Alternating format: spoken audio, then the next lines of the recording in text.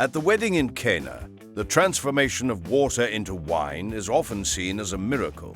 But did you know that scientists have discovered a natural process that mimics this transformation? Certain yeast strains can ferment sugars in water, creating alcohol without grapes. This quirky fact highlights nature's ability to surprise us with its ingenuity. Imagine a world where wine could be brewed from water alone, thanks to these tiny organisms.